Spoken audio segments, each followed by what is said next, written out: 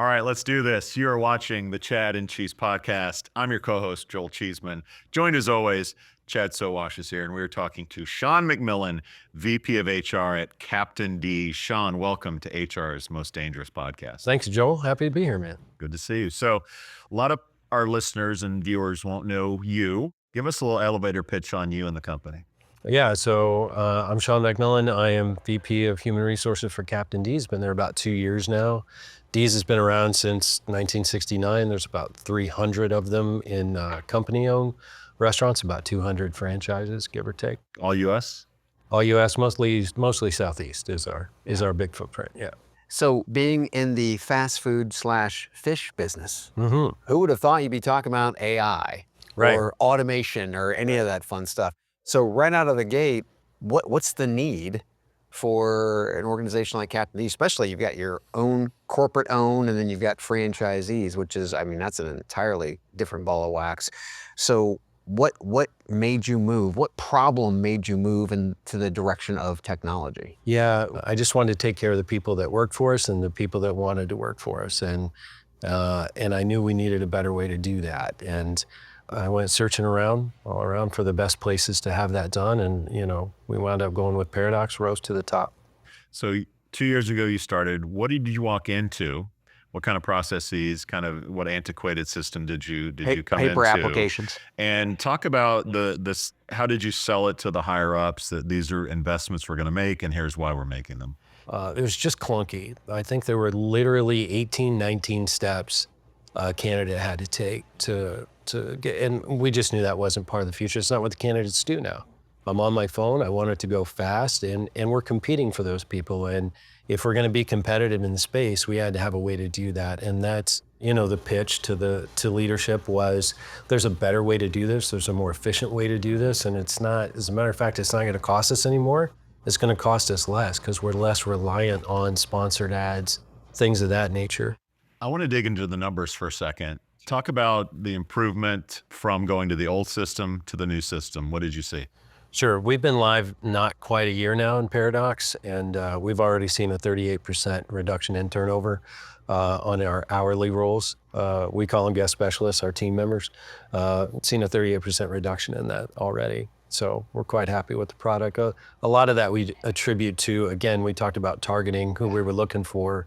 We attribute that to the assessments that you can maximize Paradox with, the Tradeify assessments. It just gives our managers a better way to find out who's a good fit for the organization. That's all on the front end. I mean, you're not even talking about, are you using any technologies on the employee experience side of the house to be able to drive more retention? I mean, from what it sounds like we're just finding people that are better fits.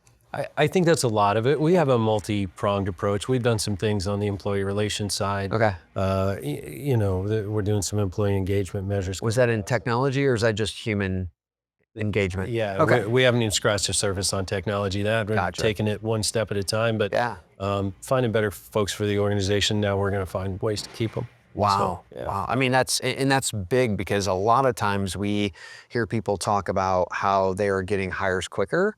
Their big focus isn't that that they're targeting the right people to keep them longer, especially when we're talking about high volume, somewhat, high churn, and in most cases, high churn roles. So did that surprise you? Were you looking at the upfront saying, okay, hopefully we can get people in the door faster, but at this point you're fixing the leaky bucket. Yeah, well, I had hoped so. I'm a big believer in the data, studied IO psychology the last couple of years, and so I'm a big dive into the data guy, and I had hoped that would be the case.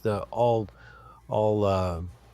indicators pointed to that, but at the same time, it's not just better folks for us. It's not just better, it's better fits for the organization, and people are having a better experience when they're cut out for that kind of work and they like our culture and they like our teams. And so people just aren't, it's a better fit for them too. And all around that just makes a stronger team. So what did you have to do on the front end to realize what that person looked like? Because obviously before, and you don't hear that much about more of the high turnover types of positions. What did you do? How much work did you do up front to be able to say, this is the persona that fits best with our culture? We had an assessment in our last ATS system, and so I was diving into the numbers when I first got there, and so I knew who we were hiring, kind of what that background looked like, and I kind of knew what those scores were and where the frustrations would lie on the candidate part, and people that would leave us early. It was pretty easy to tell when you kind of put that together, who we were looking for and who was a better fit somewhere else. And so I kind of knew going in, and we were able to tailor our workflows with Paradox, and again, using the assessments and whatnot to interview questions and some other things to make sure we were finding the right people. Let's talk a little dollars and cents. You Yeah. touched on savings Yeah. when you went to the new system. What have you seen dollars and cents wise in terms of maybe not spending as much on traditional job postings? Talk about that. I think Paradox's reach is much better than our old ATS, and I think our default used to be, we need some people that sponsor an ad.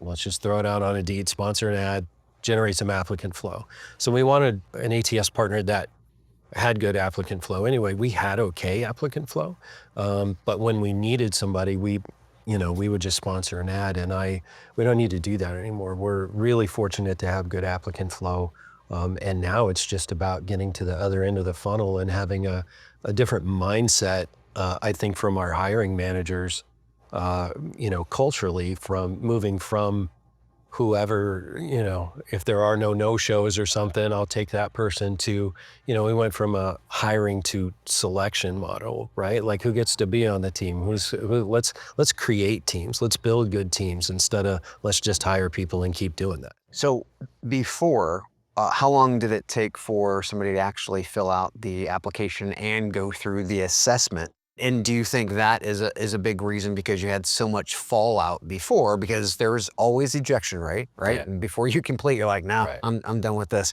So did that flow make it easier, not just on the candidate, but also on the management staff, because they had much more low touch until they were needed? Yeah, I jumped in. I did it myself a couple of times, made up some names and applied for jobs. And it took me probably, Can we applaud him real quick for actually going Yes, through the 'cause system? nobody does that. Yeah, that's not a normal thing. Good for you. yeah, no, I did it a couple of times with our old ATS, and that's really what solidified the deal. Like, talked to our managers in the field, where are the pain points? And then I got in there, and again, I wanted it easier on our managers, and I wanted it easier on the candidate, and none of it was. I think it probably took me, to answer your question, probably about 25 minutes, fill out the application, and nobody's going to do that anymore right now, right? And so and then it was part of the selling point. We got to get in, we get through the application and the assessment in less than 5 minutes on the phone, and all with better fits for the brand and people that want to join us.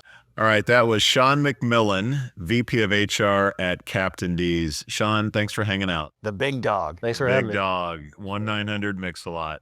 We out.